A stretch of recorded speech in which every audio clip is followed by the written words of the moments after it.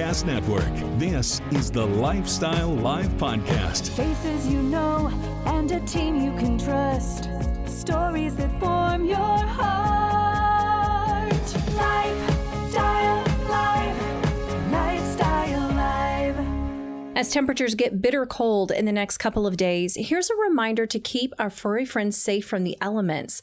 On this Lifestyle Live podcast episode, FIDO, or Friends of Indianapolis Dogs Outside, is dedicated to alleviating the suffering of chained dogs. Darcie Kurtz, Executive Director of FIDO, shares what people should do if they're concerned about the welfare of someone else's dogs during the cold weather. This is the Lifestyle Live podcast on the All Indiana Podcast Network. Lifestyle Live. Lifestyle Live. It is going to be very cold, as Marcus was mentioning, and that's why we have Darcie Kurtz here from FIDO and Mr. Jefferson. Is that right? Correct. Yep, that's his name. What a great name for a pup. Darcie, how are you? First and foremost? I'm good, thank you. Good. Thanks for having us. We talk about this every year, but that's because, unfortunately, we kind of need the reminder every year, right? We do. So when we talk about dangerously cold temperatures, what do we need to keep in mind when we talk about our fur friends here? Yeah, so we're wanting to make people aware we've got some really upcoming frigid temperatures that are going to start this weekend, probably hang around for a week. And by law, when temperatures fall below 20 degrees here in Indianapolis, dogs must be brought inside a temperature-controlled building, and that's defined as temperatures between 40 and 80 degrees. That's because when temperatures fall below 20, especially if there's wind outside, it becomes life-threatening for these dogs to live out there. So we want to get the word out ahead of time so people can prepare. FIDO can help people transition their dogs inside, especially during the upcoming extreme cold. We can help with inside training crates. We can help with flea treatment. We just want to support people to keep their dogs safe and happy through this upcoming cold. That preparedness is such a big factor in this, because a lot of people may say, oh, well, they're just not inside dogs. There's just no way I can get them inside, but that's obviously not true. There are multiple ways we can make that happen, at least in some capacity. Exactly. Correct? Especially, I mean, the temperatures I don't even think are going to get above 20 degrees as a high some days next week. So it is going to be dangerously cold. And, then we have laws in place to protect these dogs, and we have a support system in place to offer help so people can comply.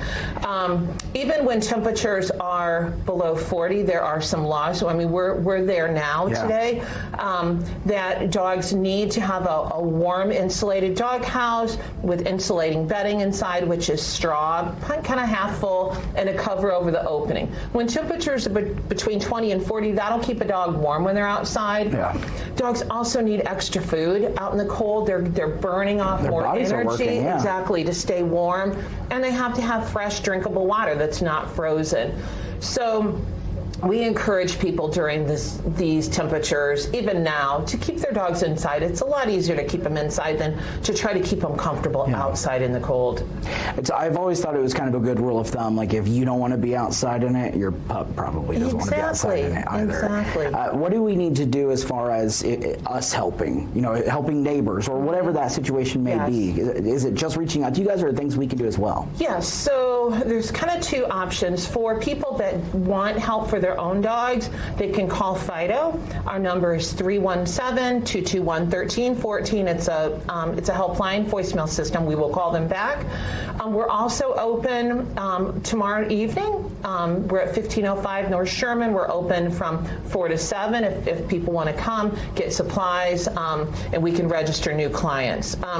If people are concerned about someone else's dog, we recommend that they contact Indianapolis Animal Care Services. The best way to contact them is online through the website is request.indy.gov. Okay. That's an online reporting system. Their officers are staffed 24/7. They can respond more quickly.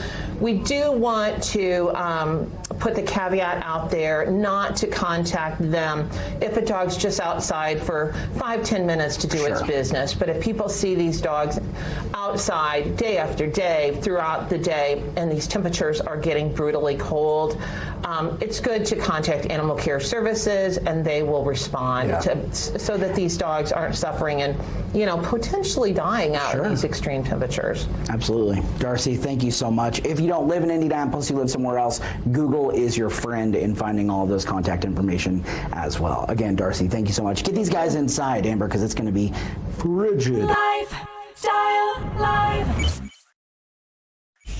Lifestyle Live. From the All Indiana Podcast Network, this is the Lifestyle Live Podcast. Thank you for listening. Be sure to like, follow, and subscribe to this podcast wherever you get your podcasts. And connect for even more on Facebook and at lifestylelive.tv. Faces you know and a team you can trust.